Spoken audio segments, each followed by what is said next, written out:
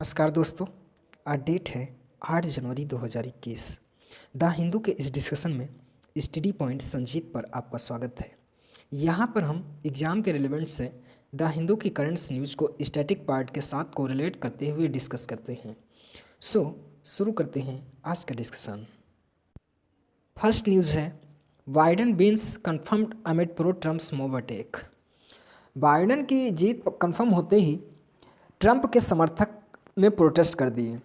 तो ये जो प्रोटेस्ट वगैरह हुआ है, ये यह शो कर रहा है कि जो इतना बड़ा शक्तिशाली देश अमेरिका में ये सत्ता पा जाने के बाद आसानी से सत्ता छोड़ते नहीं। ये जो डेमोक्रेसी है, तो उस डेमोक्रेसी को, लोकतंत्र को एक निगेटिव इम्पैक्ट जा रहा है। हमारे यहाँ क्या है, हमारे यहाँ यदि कोई एक गवर्नमेंट पहले रूल कर रही होती है, तो जब वह लोगों के द्वारा कोई दूसरी गवर्नमेंट इलेक्ट होकर आती है तो आसानी से एक्सेप्ट कर लेती है। जैसे एक लॉन्ग टर्म तक कांग्रेस रूल की, उसके बाद बीजेपी आई, तो कांग्रेस ने अपनी हार एक्सेप्ट की और बीजेपी को सत्ता सौंप दी। तो ऐसे में यदि इतने बड़े देश में यदि हंगामा होगा तो ये कहीं ना कहीं जो लोकतंत्र है उसको गलत संदेश जाएगा। तो यहाँ कोई एग्ज़ाम के पर्पस से रिलेवेंट नहीं है, लेकिन हम कुछ यहाँ पर जो अमेरिका में प्रेसिडेंशियल इलेक्शन हुए हैं उनके बैकग्राउंड में जाकर देखते हैं। तो यूएसए में जो प्रेसिडेंशियल इलेक्शन होते हैं, वे प्रेसिडेंशियल इलेक्शन डायरेक्ट लोगों, जो जनता होती है, डायरेक्ट जनता के द्वारा इलेक्ट किया जाता है। यूएसए में आज की डेट 50 स्टेट हैं और वहाँ पर दो मुख्य पार्टियाँ हैं, एक डेमोक्रेटिक पार्टी, दूसरी रिपब्लिकन पार्टी। जो डेमोक्रेटिक पार्टी है, डेमोक्रेटिक पार्टी से जो ये तो डेमोक्रेटिक पार्टी और रिपब्लिकन पार्टी, ये यूएसए की दो मेन पार्टियां हैं। वहाँ पर ये दो ही पार्टी हैं। और जो डोनाल्ड ट्रंप हैं वो रिपब्लिकन पार्टी से रिलेटेड है और डोनाल्ड ट्रंप ये 36वें यूएसए प्रेसिडेंट हैं। डेमोक्रेटिक पार्टी से जो 37वें राष्ट्रपति चुने गए हैं, जो बाइडेन रिलेटेड है।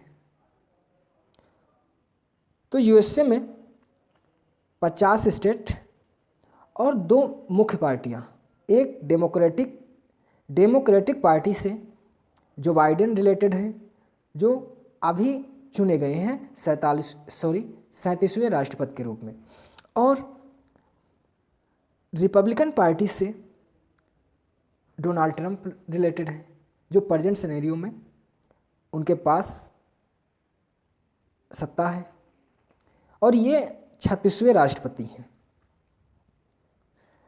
20 जनवरी को ये इनका कार्यकाल समाप्त हो रहा है, तब जो बाइडेन सत्ता संभालेंगे।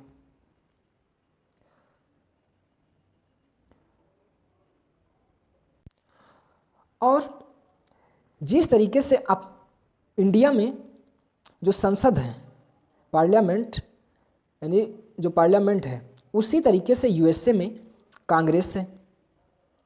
और हमारे यहाँ पार्लियामेंट के दो चैम्बर, एक लोकसभा, दूसरा राज्यसभा।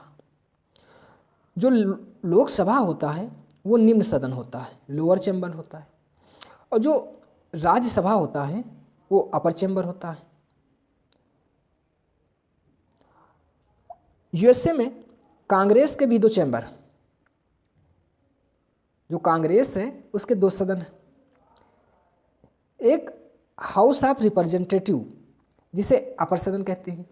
दूसरा सदन होता है सीनेट। तो ये जो सीनेट है, सीनेट में राष्ट्रपति का जनता के थ्रू डायरेक्ट इलेक्शन होता है। तो नवंबर से जो यूएसए का प्रेसिडेंशियल इलेक्शन है, नवंबर 2020 से स्टार्ट हुआ।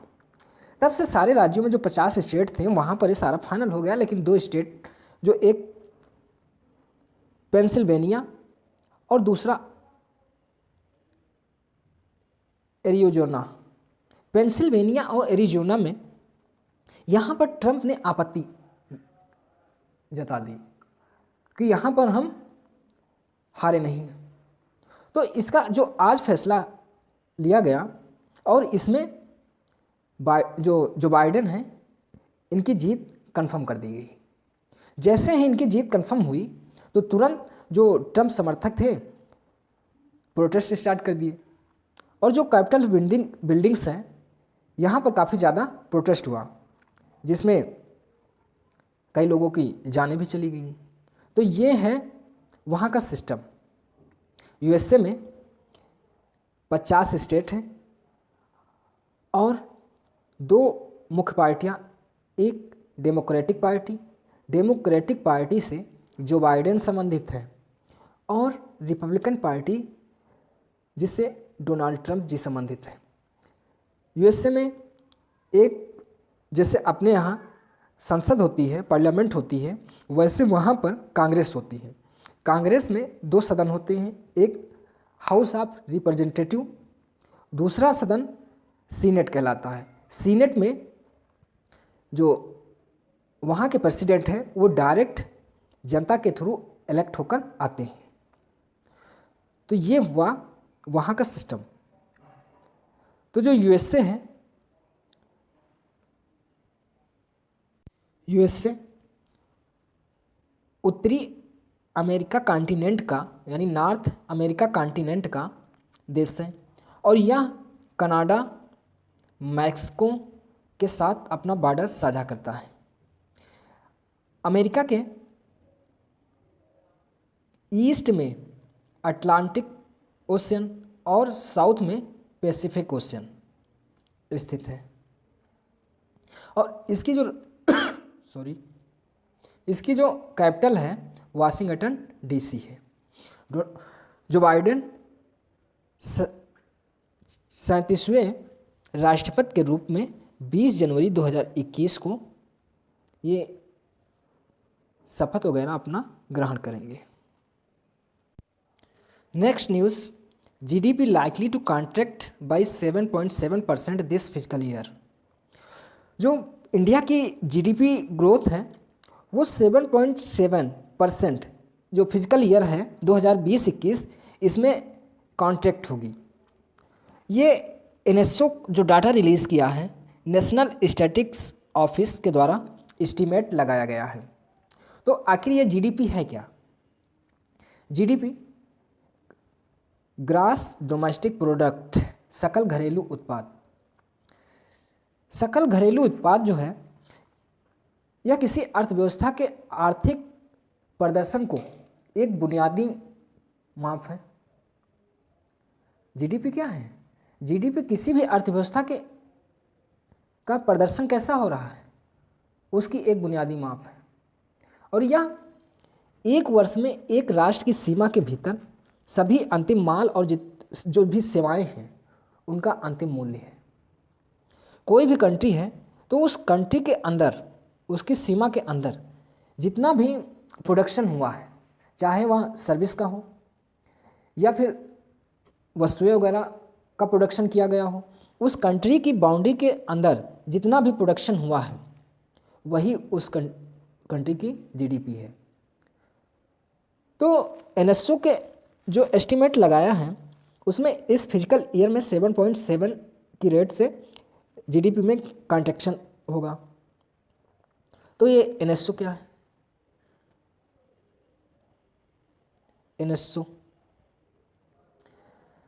एनएसओ नेशनल स्टैटिस्टिक्स ऑफिस है और यह एक ऑटोनोमस बॉडी है। या स्टैटिक्स से रिलेटेड जितने भी मामले होते हैं उन रिपोर्टों को प्रदर्शित करता है, जारी करता है। जैसे ये जो जीडीपी का एस्टीमेट लगाया गया, तो इसकी स्थापना 2005 में रंगराजन कमेटी की रिकमेंडेशन के आधार पर की गई थी। एनएसओ का जो हेडक्वार्टर्स है न्यू दिल्ली में स्थित है और प्रेजेंट इसके जो अध्यक्ष हैं बिमल कुमार हैं। बिमल कुमार राय इसके प्रेजेंट अध्यक्ष हैं। तो ये हुआ एनएसओ। नेक्स्ट न्यूज़ है स्टेट बिल गेट वैक्सीन सून से हर्षवर्धन। जो राज्य हैं उनको जल्द ही वैक्सीन मिल जाएगी, जो हेल्थ मिनिस्टर हैं हर्षवर्धन जी उन्होंने कहा। तो ये वैक्सीनें क्या हैं? वैक्सीन जो है एंटीजन के आधार पर जिस रोग वाहक के प्रति जिस रोग वाहक के प्रति वैक्सीन का निर्माण किया जाता है उसके एंटीजन के आधार पर ये 3 तरीके से बनाई जाती है। या तो मृत वायरस का प्रयोग करते हुए, या फिर सजीव वायरस का प्रयोग, या फिर कमज़ोर वायरस का प्रयोग करते हुए वैक्सीन निर्मित की जाती है। जब ये वैक्सीन किसी व्यक्ति के बॉडी में इंजेक्ट की जाती है तो शरीर में पाई जाने वाली विभिन्न तरीके की लिम्फोसाइट सेल्स वैक्सीन के एंटीजन के आधार पर बॉडी में एंटीबॉडी डेवलप कर लेती है और इस तरीके से शरीर इस रोग वाहक के प्रति प्रतिरक्षित हो जाता है। तो जो वैक्सीन है, सर्वप्रथम वैक्सीन एडवर्ड जेनर के द्वारा चेचक की वैक्सीन बनाई गई। पोलियो की वैक्सीन जोनास साल्क के द्वारा निर्मित की गई।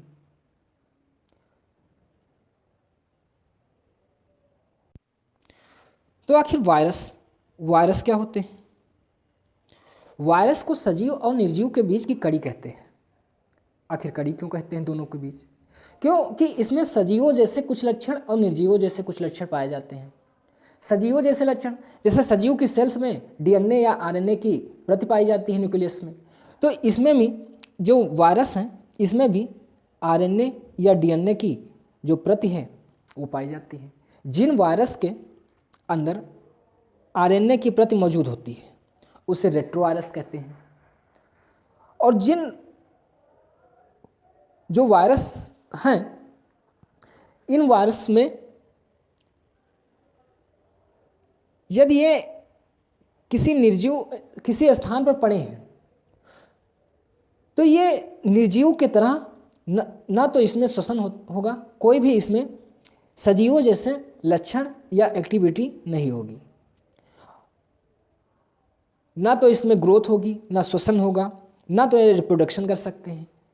लेकिन जैसे ही सजीव कोशिका के अंदर इंटर करते हैं तुरंत ही इस कोशिका को ये हैक कर लेते हैं। जैसे जो साइबर क्राइम वगैरह होता है उसमें कंप्यूटर में वायरस हैकर जो है सिस्टम को हैक कर लेता है, उसी तरीके से वायरस जो कोशिका है उसके केंद्रक को हैक कर लेते हैं और हैक करते हुए अपने अनुसार काम कराते हैं और अपनी प्रतियों को ये बढ़ाते हुए चले जाते हैं। इस तरीके से ये पूरी बॉडी पर कंट्रोल पा लेते हैं। तो ये वायरस क्या है? सजीव और निर्जीव के बीच कड़ी कहा जाता है। इनमें कुछ सजीवों जैसे लक्षण और कुछ निर्जीवों जैसे लक्षण पाए जाते हैं। ये अपने संख्यात्मक मान को तब तक नहीं बढ़ा पाते हैं जब तक कि ये जीवित कोशिका के अंदर एंटर नहीं करते हैं। जैसे ही जीवित कोशिका के अंदर एंटर करते हैं ये अपने संख्यात्मक मान को बढ़ाते हुए चले जाते हैं।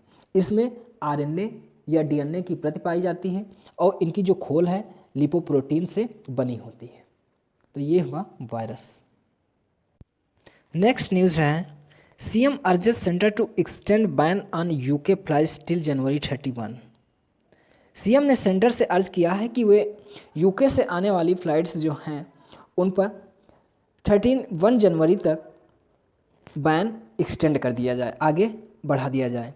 कारण क्योंकि यूके में कोविड-19 वायरस का एक नया वेरिएंट निकल कर आया है, इसलिए वहाँ से यदि कोई व्यक्ति आएगा तो ऐसे में इन्फेक्शन के चांसेस बनते हैं। सो सीएम ने अर्ज़ किया है सेंटर से कि वे जो फ्लाइट्स वगैरह आ रही हैं उन पर बैन आगे एक्सटेंड कर दिया जाए। तो यूके जो है स्कॉटलैंड, इंग्लैंड, वेल्स, इनको मिला करके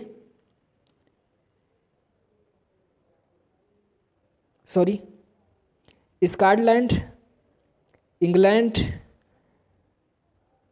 वेल्स और नॉर्दर्न आयरलैंड, उत्तरी आयरलैंड को यदि मिला दिया जाए तब ये यूनाइटेड किंगडम का निर्माण करते हैं। और इसमें से यदि नॉर्दर्न आयरलैंड को, जो नॉर्दर्न आयरलैंड है, उत्तरी आयरलैंड, इसको हटा दे तब ये ग्रेट ब्रिटेन का निर्माण कर लेता है। जो यूके की कैपिटल है, राजधानी है, वो लंदन है। नेक्स्ट न्यूज़ है Supreme Court notice to Rajasthan house speaker and 6 MLAs। Rajasthan विधानसभा अध्यक्ष और अन्य 2 अलग अलग याचिकाओं पर सुप्रीम कोर्ट ने बीएसपी के 6 विधायक और विधानसभा अध्यक्ष को, जो ये बीएसपी के 6 विधायक रूलिंग पार्टी में मर्ज हुए हैं, तो इसके कारण सुप्रीम कोर्ट ने इनके विलय होने के खिलाफ राज्य की सत्तारूढ़ जो कांग्रेस है, तो सुप्रीम कोर्ट ने प्रतिक्रिया मांगी है। ये न्यूज़ इससे रिलेटेड है। मुद्दा क्या है? कांग्रेस राजस्थान में रूलिंग पार्टी है, तो कांग्रेस जो रूलिंग पार्टी है, बीएसपी के 6 विधायक ये कांग्रेस में जाकर मर्ज हो गए। मर्ज होने गए जब, तब इन्हें जो स्पीकर हैं विधानसभा की अप्रूवल दे दिया 2019 में। तो इनको अप्रूवल स्पीकर के द्वारा दे दिया गया। तो जो बीजेपी के लीडर्स, बीजेपी के जो विधायक हैं मदन दिलवार, ये हाईकोर्ट के आदेश के खिलाफ जाकर सुप्रीम कोर्ट में याचिका दायर की है कि इन विधायकों की जो मर्ज हुए हैं, विलय हुआ है इनका, इनकी योग्यता को अवैध करार दिया जाए। तो यहाँ पर जो 10वीं अनुसूची है उसके बारे में हम जानेंगे। हमारे संविधान में 52वां संविधान संशोधन अधिनियम 1985 के तहत एक नई अनुसूची यानी 10वीं अनुसूची को ऐड कर दिया गया, जिससे जो सांसद या विधायक थे एक पार्टी से दूसरी पार्टी में चले जाते थे, यानी आया राम व गया राम का फंडा समाप्त कर दिया गया। तो इस सूची के अनुसार वह व्यक्ति अयोग्य हो जाएगा। जैसे यदि उसने स्वयं ही किसी राजनीतिक दल की सदस्यता को त्याग दे, छोड़ दे, या फिर व्हिप का उल्लंघन करे। व्हिप मतलब कि यदि जो जिस पार्टी का वह सदस्य है उस पार्टी के बुलाए जाने पर या उसके खिलाफ वोटिंग वगैरह करे, तो उसका मतलब व्हिप होता है पार्टी के एग्नेस्ट में जाकर वोटिंग करना। तो उसका उल्लंघन करे तो वह उसकी सदस्यता खत्म हो जाएगी। यदि कोई निर्दलीय सदस्य है और वह निर्दलीय सदस्य से चुनाव जीता है, फिर चुनाव के बाद वह दूसरी पार्टी में मर्ज हो जाए, दूसरी पार्टी अपना ले, तो ऐसे में उसकी सदस्यता जो है अवैध हो जाएगी।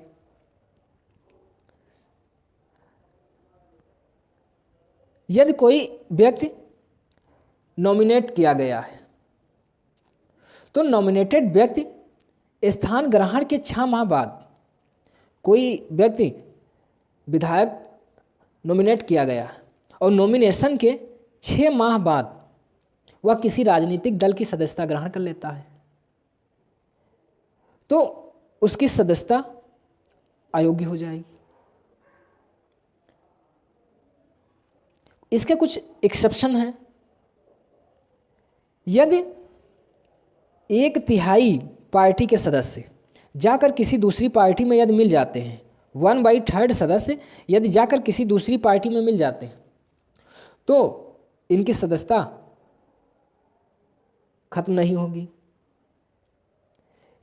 या फिर कोई पीठासीन अधिकारी है, जो पीठासीन अधिकारी जैसे अध्यक्ष, तो ये पीठासीन अधिकारी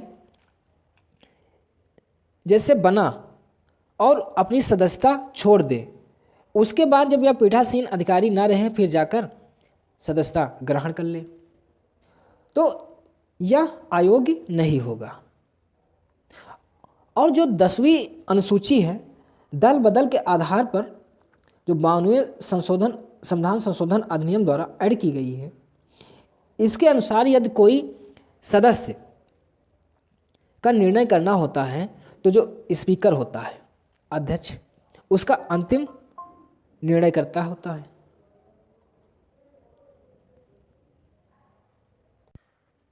तो जो ये अध्यक्ष हैं, थोड़ा अध्यक्ष के बारे में हम जान लें। जो विधानसभा अध्यक्ष हैं, सुप्रीटेंडेंट, ये विधानसभा के जितने सदस्य होते हैं वे सदस्य ही अपनी ही सदस्यों में से किसी एक को अध्यक्ष चुन लेते हैं, और इनका कार्यकाल जो होता है, ऐसा माना जाता है कि विधानसभा जब तक रहेगी तब तक इनका कार्यकाल फिक्स रहता है। और यदि ये त्यागपत्र देना चाहें तो ये उपाध्यक्ष को अपना त्यागपत्र दे सकते हैं। और यदि इनको इसके अलावा हटाना हो तो विधानसभा के जितने सदस्य हैं वे सदस्य बहुमत के आधार पर प्रस्ताव पारित कर दें, बहुमत के आधार पर प्रस्ताव पारित करके, लेकिन हाँ, ये जब बहुमत के आधार पर प्रस्ताव पारित करेंगे तो 14 दिन पहले अध्यक्ष को बताना होगा। जो अध्यक्ष का कार्य है, विधानसभा में जितने भी वर्क्स होते हैं उनको ये इंश्योर करता है, मैनेज करता है, वहाँ पर व्यवस्था बनाए रखने की इसकी प्राथमिक जिम्मेदारी होती है, और वह कार्यों का संचालन करता है। अध्यक्ष को प्रथम मामले में वोटिंग का अधिकार नहीं है, लेकिन जब टाई हो जाए, वोटिंग बराबर हो जाए, तब अध्यक्ष वोटिंग कर सकता है, मत दे सकता है। तो ये हुआ अध्यक्ष के बारे में हम जाने कि जो राजस्थान है, राजस्थान में जो 6 मेंबर बीएसपी के कांग्रेस में जाकर मर्ज हुए हैं, तो बीजेपी के द्वारा पिटीशन फाइल की गई है सुप्रीम कोर्ट में कि इनकी जो सदस्यता है उसको रद्द कर दिया जाए। सॉरी।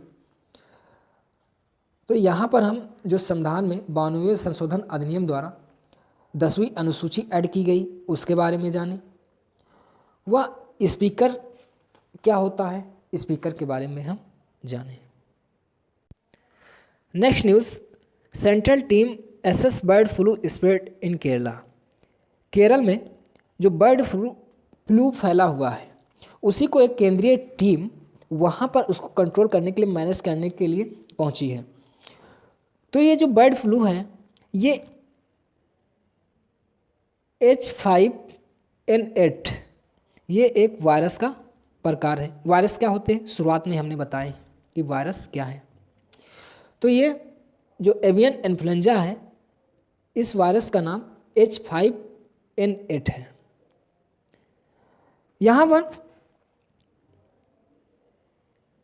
एक नेशनल इंस्टीट्यूट ऑफ वायरोलॉजी, तो नेशनल इंस्टीट्यूट ऑफ जो वायरोलॉजी है ये पुणे में स्थित है। जो वायरस से संबंधित रिसर्च वगैरह किए जाते हैं ये इस वायरोलॉजी में किए जाते हैं, विषाणु संस्था। तो ये वायरोलॉजी पुणे में स्थित है। तो ये जो बर्ड फ्लू है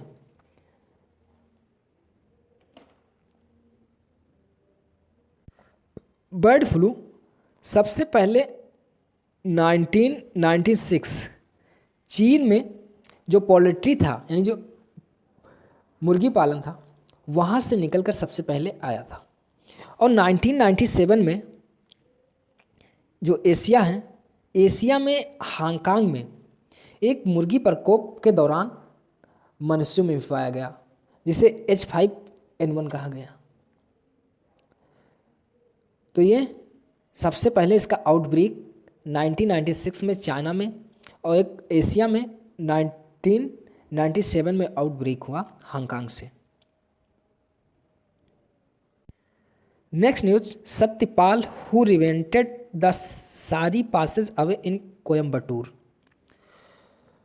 जो सत्यपाल एक मशहूर फैशन डिजाइनर जो कि गुजर गए हैं, इनकी डेथ हो गई है।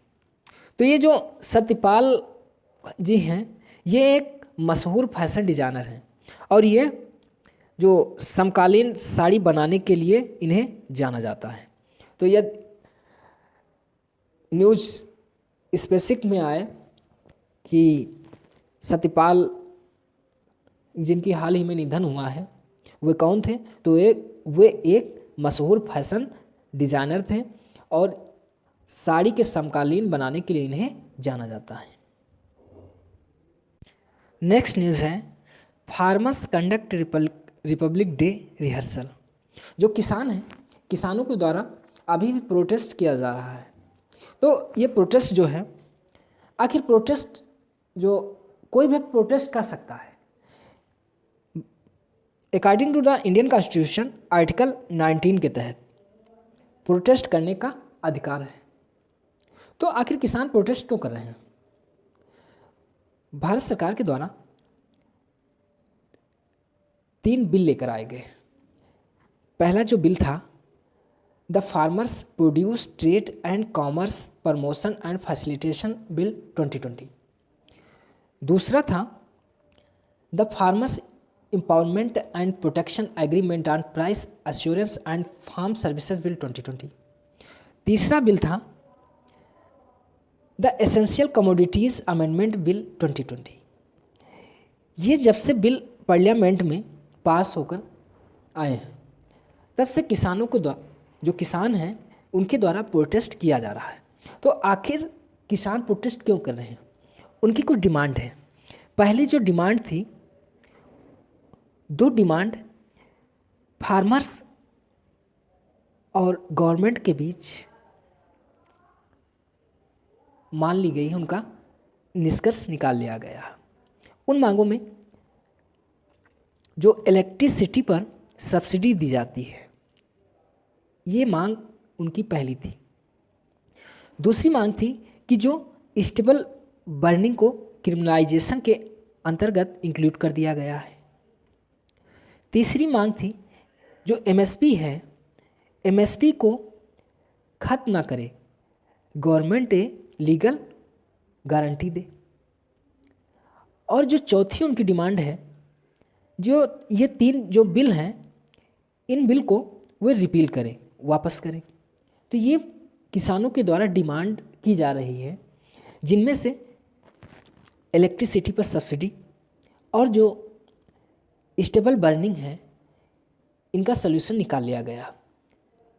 किसानों के द्वारा जो फार्म लॉस को रिपील करने की मांग की जा रही है वह एमएसपी को लीगल गारंटी दी जाए। इस पर 4 जनवरी को किसान व गवर्नमेंट के बीच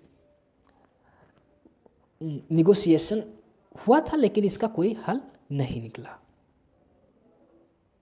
नेक्स्ट न्यूज़ है resident shocked as leopard enters doctors quarters. Doctor के क्वार्टर्स में एक तेंदुआ घुस गया। तो यहाँ थोड़ा जो लेपर्ड है इसके बारे में जानेंगे। जो तेंदुआ है ये लेपर्ड एक बड़ी बिल्ली की एक प्रजाति है जो अफ्रीका महाद्वीप व एशिया महाद्वीप में पाए जाते हैं और यह एक बिडाल प्रजाति है। जैसे जो शेर होता है, बाघ, जैगुआर आदि की तुलना में ये जो लेपर्ड है सबसे छोटा होता है। लेकिन तेंदुए बहुत ही क्या हैं, ये शक्तिशाली और चतुर जीव हैं। इनकी जो एकाग्रता है वो बहुत लाजवाब होती है। शिकार करने में शिकारी जब ये शिकार करते हैं तो इनका जो तजुर्बा है वो एकदम अव्वल दर्जे का होता है और ये जब दौड़ते हैं तो ये 56 से 60 किलोमीटर प्रति घंटे की रफ्तार से दौड़ते हैं। भारत में जो हिम तेंदुआ है वह 3 से 4 हज़ार ऊंचाई पर पाया जाता है और यह आईसीयूएन की संकटग्रस्त सूची में अंकित है। Next news Congress leader points out gap in Haryana Panchayati Raj act. Haryana government के द्वारा जो पंचायती राज एक्ट में अमेंडमेंट किया गया है तो उसी के कारण जो अपोजिशन लीडर हैं वो उसका विरोध कर रहे हैं। तो यहाँ पर जो पंचायती राज है, पंचायती राज संविधान में 73वां 73 अमेंडमेंट करके 1992 यानी 73वां संविधान संशोधन अधिनियम 1992 के द्वारा संविधान में एक नया भाग 9 और आर्टिकल 243 ए से 243 ओ तक ये प्रोविज़न पंचायती राज से रिलेटेड किए गए और एक नई अनुसूची 11 ऐड की गई। 11वीं अनुसूची में पंचायती राज के 29 सब्जेक्ट 29 विषय रखे गए। तो जो राजस्थान है, राजस्थान पहला स्टेट है जहां पर पंचायती राज व्यवस्था इम्प्लीमेंट की गई। राजस्थान का जो नागौर जिला है, राजस्थान के नागौर से 2 अक्टूबर 1962 में सबसे पहले पंचायती राज व्यवस्था को इम्प्लीमेंट किया गया।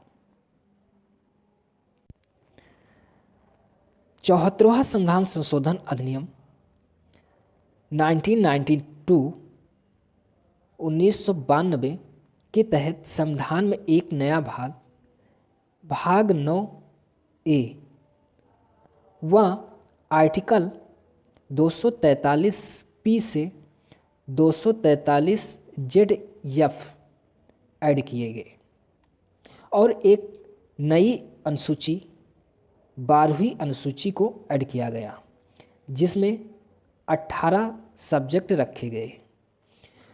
तो यह म्यूनसिपाल्टीज से रिलेटेड है, यानी 73वां संविधान संशोधन अधिनियम के द्वारा ग्राम पंचायतें और 74वां संविधान संशोधन के अधिनियम के द्वारा जो नगर पालिकाएँ थी, म्यूनसिपालिटीज़ थी, उनको स्थापित किया गया। Next news, new freight corridor a big boost PM.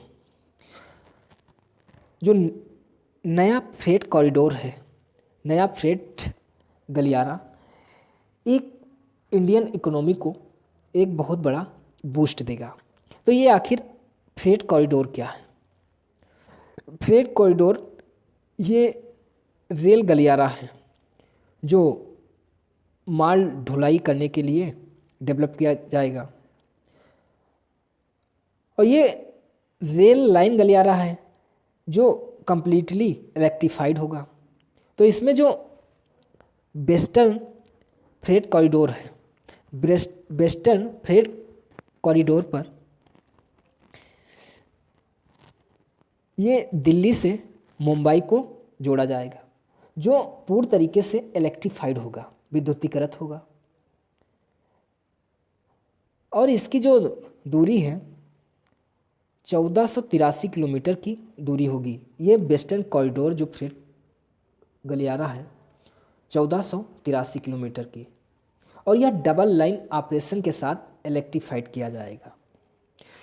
तो पीएम मोदी के द्वारा दुनिया की सबसे यानी वर्ल्ड की सबसे पहली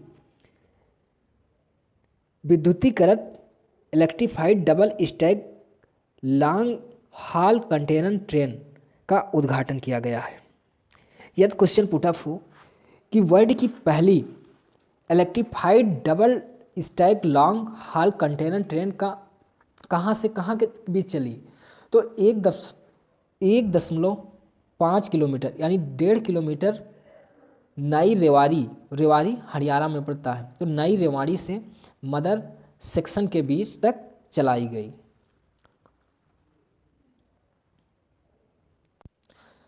तो ये जो double stack long haul container train है, ये जो नॉर्मली ट्रेन होती है, इसके जो डिब्बा है इसके ऊपर और डिब्बे लगे होंगे, जैसे बस नहीं डबल उसकी होती है। तो इस तरीके से यह double stack long haul container train सबसे पहले इंडिया में नई रेवाड़ी से मदर सेक्शन के बीच 1.5 किलोमीटर की दूरी के बीच चलाई गई। नेक्स्ट न्यूज़ है NIA conduct search in Jammu. तो इसमें जो एनआईए है, एनआईए क्या है? National investigation agency. इस एजेंसी का काम आतंकवाद से मुकाबला करने के लिए भारत सरकार द्वारा स्थापित एक संघीय जांच एजेंसी है। यह केंद्रीय आतंकवाद विरोधी कानून प्रवर्तन एजेंसी है, और यह राज्यों में उसकी अनुमति के बिना भी वहाँ पर ये अपराध संबंधी जो भी क्राइम से रिलेटेड केसेस हैं उनके लिए यह सशक्त है। एनआईए का जो हेडक्वार्टर्स है न्यू दिल्ली में है, और यह होम मिनिस्ट्री के अंतर्गत कार्य करती है, और वर्तमान इसके जो महानिदेशक हैं योगेश चंद्र मोदी जी हैं। नेक्स्ट न्यूज़ है alarming UK virus variants needs border response WHO। यानी यूके में जो वायरस का नया वेरिएंट निकल कर आया है, उसी के कारण WHO ने ये गाइडलाइन दी है। WHO वर्ल्ड हेल्थ ऑर्गेनाइजेशन, विश्व स्वास्थ्य संगठन, यह यूएन की एक स्पेशलाइज्ड एजेंसी है, और इसकी स्थापना 7 अप्रैल 1948 में की गई थी। यह विश्व के देशों को हेल्थ से रिलेटेड जितनी भी प्रॉब्लम्स हैं और उनके बीच जितने मेंबर्स कंट्री हैं इसके, उन मेंबर्स कंट्रीज़ के बीच यह स्वास्थ्य संबंधी समस्याओं का समाधान निकालने व समझ विकसित करने की संस्था है। प्रेजेंट में इसके 194 कंट्रीज़ मेंबर हैं। इसका मुख्यालय जिनेवा स्विट्ज़रलैंड में है। डॉक्टर टेड्रोस प्रेजेंट इसके अध्यक्ष हैं। नेक्स्ट न्यूज़ है Indian American named US army first CIO chief information officer Raj Iyer को इंडियन जो भारतीय मूल के हैं इन्हें USA का चीफ इंफॉर्मेशन ऑफिसर बनाया गया है। नेक्स्ट न्यूज़ है world food price index rise for 7th straight month in December.